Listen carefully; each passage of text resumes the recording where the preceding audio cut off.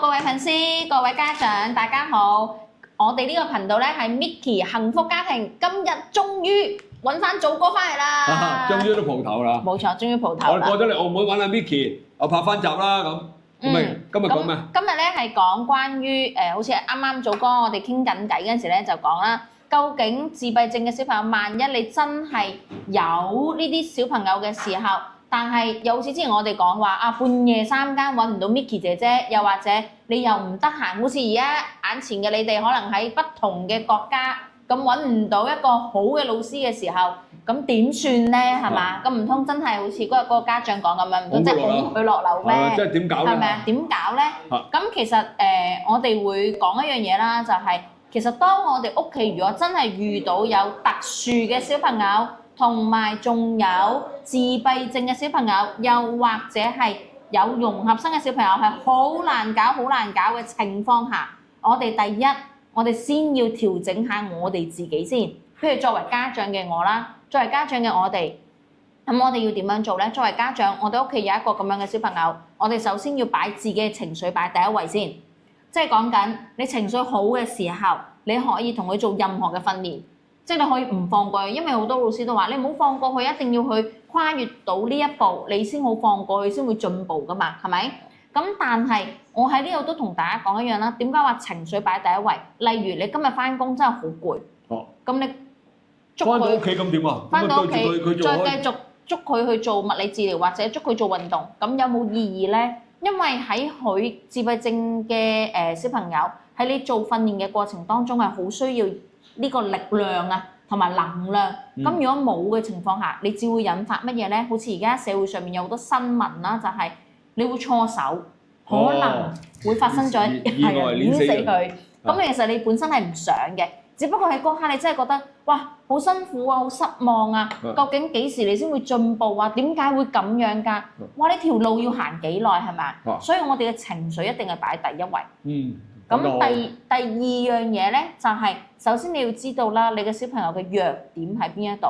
如果佢係喺多動症嗰度嘅話，喺你情緒有許可嘅情況下，你堅持每一日必須要帶佢起碼有一個高能量1個鐘頭嘅運動。因為 HIIT 有冇咁誇張？冇，又唔使咁去到咁誇張。又唔使咁誇張。你個跑下或者踢下波咁啦。跑步同埋攀爬係最好嘅。我唔知香港有冇啦嚇。都有嘅。即係嗰啲，即係我哋而家係。跑步肯定有啦。係跑步求其揾條路都可以跑啦，係咪？咁但係講緊話，咁我又唔得閒帶佢出去喎，咁點算啊？其實喺屋企咧係可以做到嘅。買個跑步機。都唔使跑步機，有時對啲家庭都好貴噶嘛。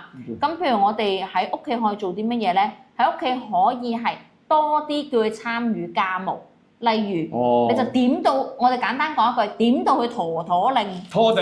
係啦，你去拖地啦，你去抹窗啦。抹家私，攞翻濕布，我做到攰為止。抹啦，係啦，你去做啦。而且呢樣嘢係可以鍛鍊專注力。手眼協調，同埋你亦都可以，你唔使話佢做得唔乾淨，唔乾淨唔緊要㗎，主要係你又冇時間，你又唔得閒帶佢出去，方法好喎，你又需要同佢做鍛鍊嘅時候，咁只能夠做咩咧？唯有就地起材啦，係咪？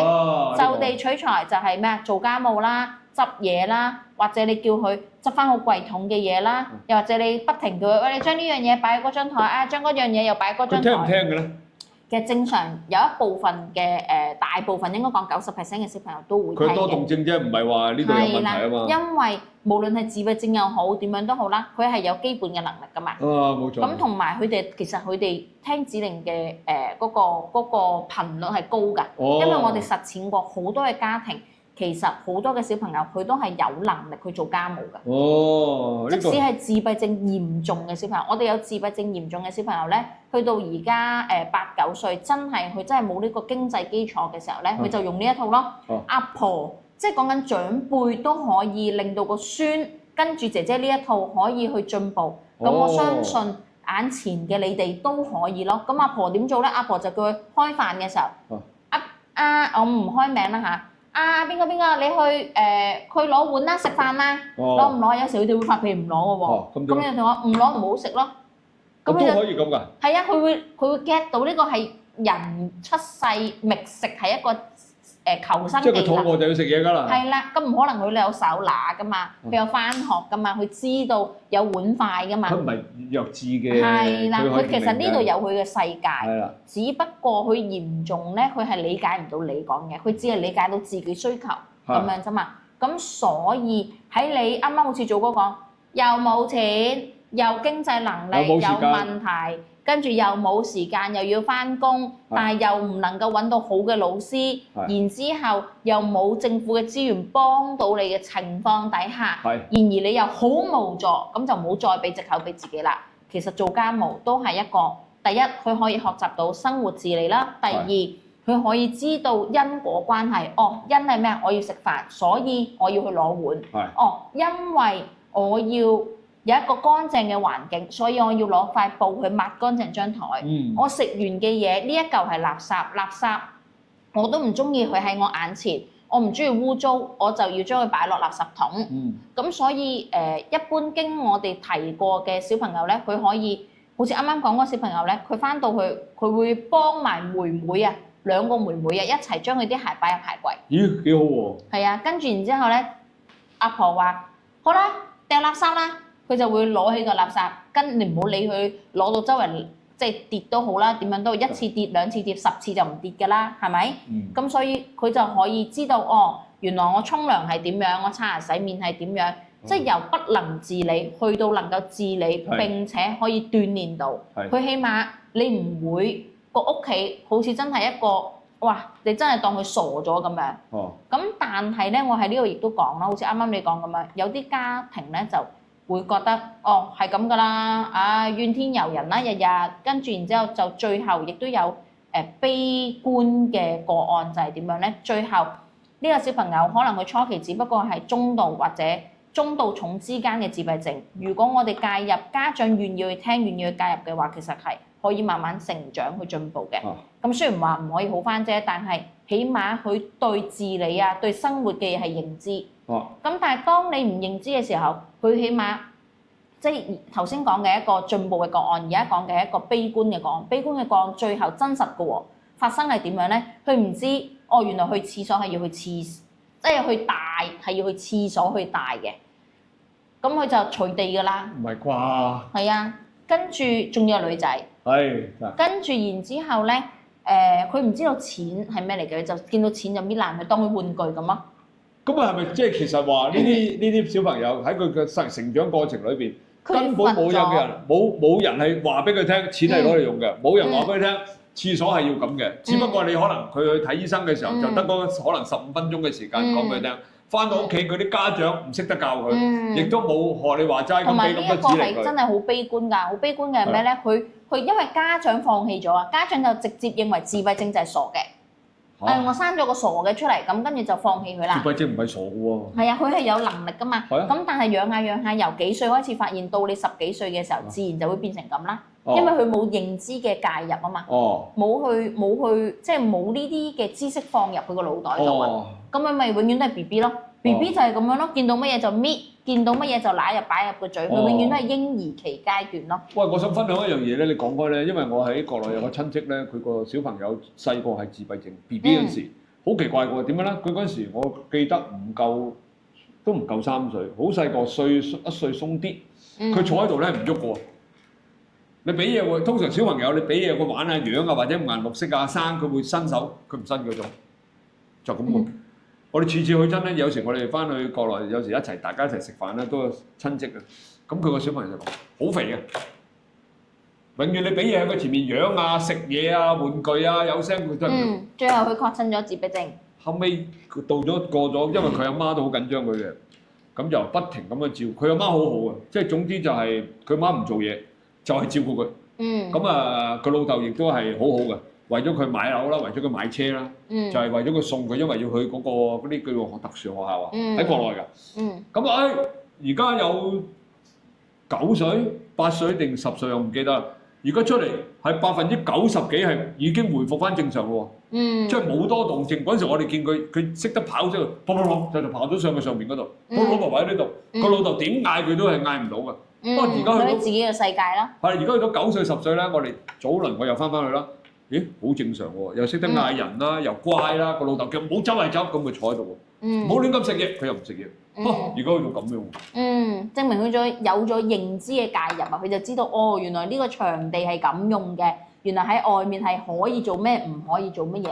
咁所以其實講緊就話生活嘅認知對於自閉症嘅小朋友嚟講先係最重要咯。即係佢讀唔讀到書都唔係一個重點啊，佢嘅生活認知先係最重要。其實又唔使話學你話齋，其實就唔使話，即係當然啦，你有錢梗係好啦，係嘛？請個人去或者揾啲專家去咁。但係當你冇錢嘅時候，學你話齋都係，其實喺屋企裏邊聽你嗰套方法，就已經可以將佢慢慢進步咯。但係家長嘅堅持先係最重要咯。如果家長都定斷咗，佢係咁㗎啦，咁你算啦，教咁多嘢俾佢做咩啫？佢都唔會好翻㗎啦。咁變咗佢咪只會就成為咗大家口中嘅傻㗎咯。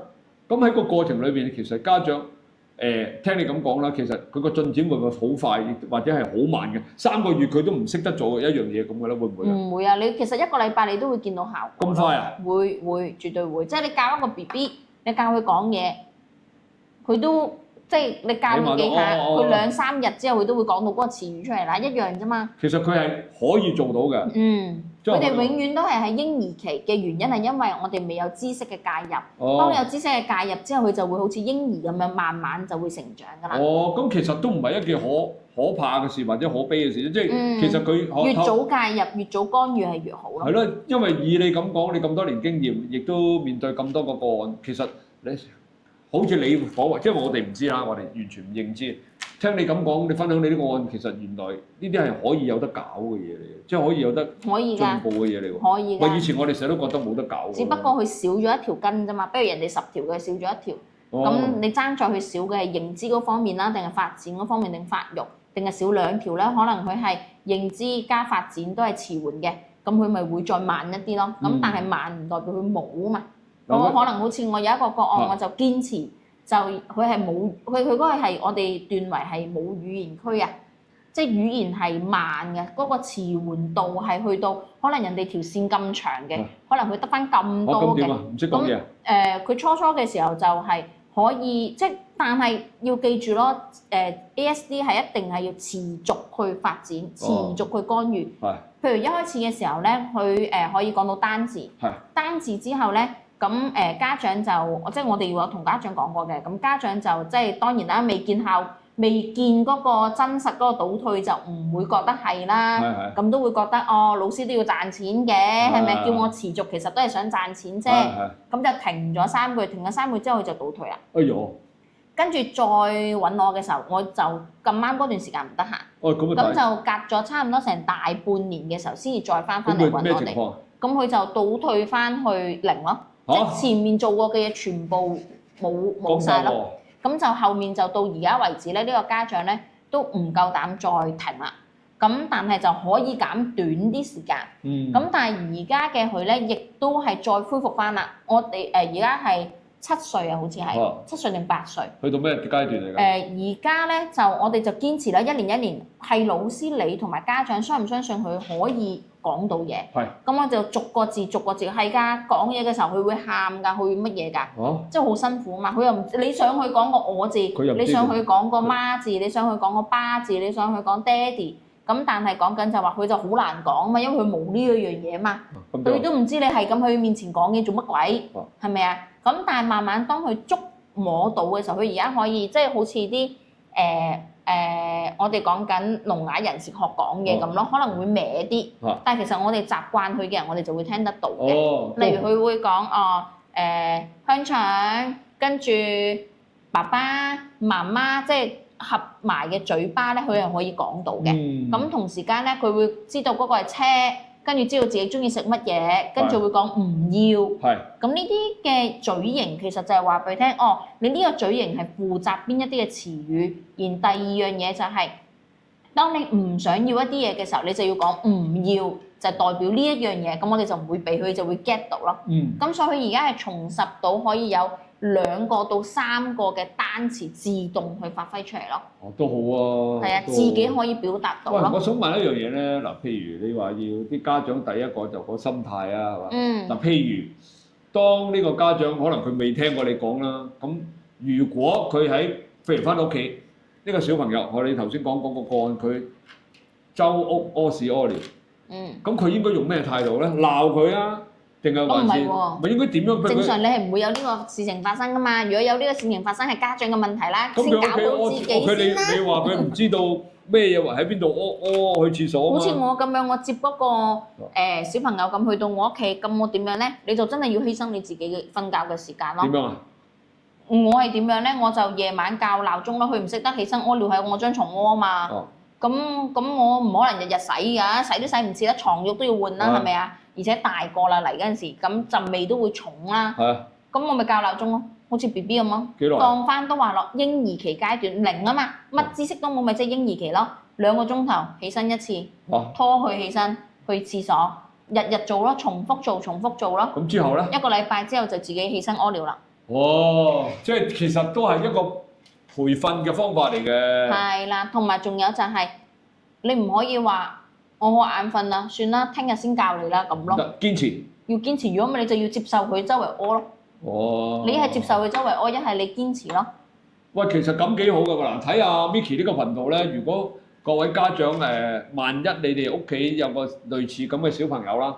你哋又唔識得去點樣處理嘅話，你可以留言啦，或者你睇咗 Micky 嘅頻道嘅時候，你分享俾你身邊嘅朋友，叫佢嚟Micky 呢個Micky 幸福家庭，咁啊留言俾佢，咁佢就會咧覆翻俾呢啲咁嘅家長啦，教導到你哋點樣遇到咁嘅小朋友嘅時候，你點樣去同佢相處，點樣同佢生活，點樣去培訓佢，希望能夠藉此咧Micky 教導到你之後咧，你可以喺屋企裏邊咧。